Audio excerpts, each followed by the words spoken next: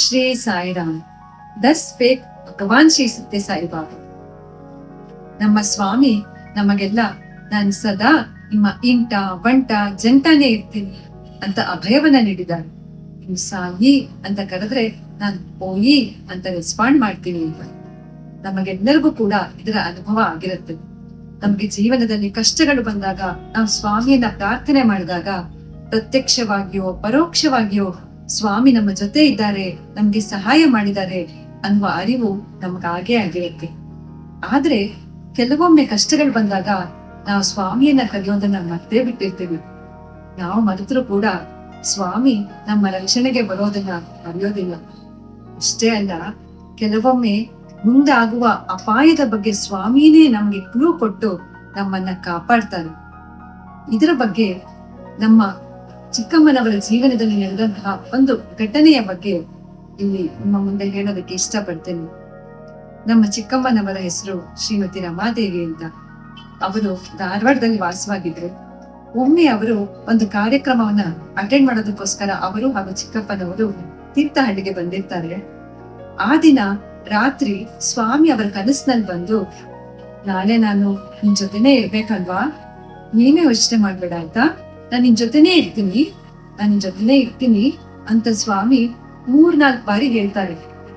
ಬೆಳಗ್ಗೆ ಎದ್ದಾಗ ನಮ್ಮ ಚಿಕ್ಕಮ್ಮನವ್ರಿಗೆ ತುಂಬಾ ಸಂತೋಷ ಆಗತ್ತೆ.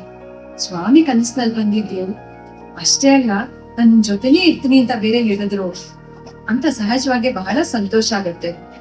ಆದ್ರೆ ಆ ಕನಸಿನ ಅಂತರಾರ್ಥ ಅವರಿನ್ನೂ ಅರಿವಾಗಿರೋದಿಲ್ಲ.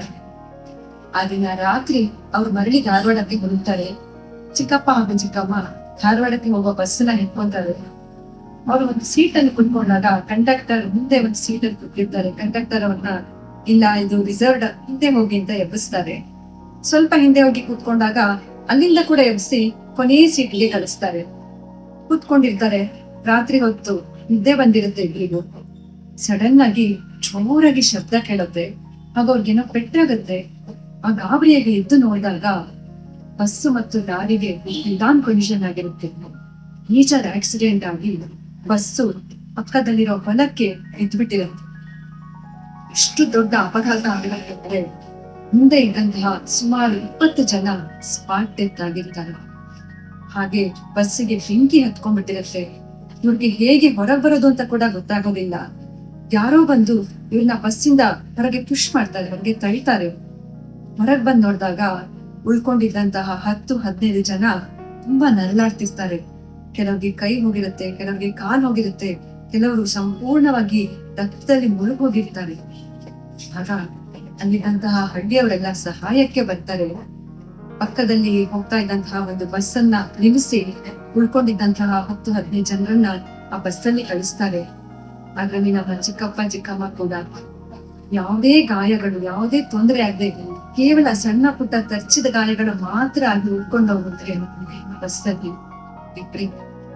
ಅಷ್ಟೇ ಅಲ್ಲ, ಅವರು ಆ ಬಸ್ಸಲ್ಲಿ ಕುತ್ಕೊಂಡು ಹೋಗ್ಬೇಕು ಅಂತ ಇದ್ದಾಗ ಯಾರೋ ಒಬ್ರು ಅಪರಿಚಿತರು ಬಂದು ಓಡ್ಕೊಂಡ್ ಬಂದು ನಮ್ಮ ಚಿಕ್ಕಮ್ಮಂಗೆ ಹೇಳ್ತಾರೆ, ಇದು ನಿಮ್ ಬ್ಯಾಗ, ತಗೊಳ್ಳಿ. ಆ ಚಿಕ್ಕಮ್ಮನವರ ಆ ಬ್ಯಾಗ್ ನಲ್ಲಿ ಅವ್ರ ಕಾರ್ಯಕ್ರಮಕ್ಕೆ ಅಂತ ತಗೊಂಡೋಗಿದ್ದಂತಹ ಒಡವೆಗಳು, ಹಣ ಎಲ್ಲ ಅದ್ರಲ್ಲಿರುತ್ತೆ.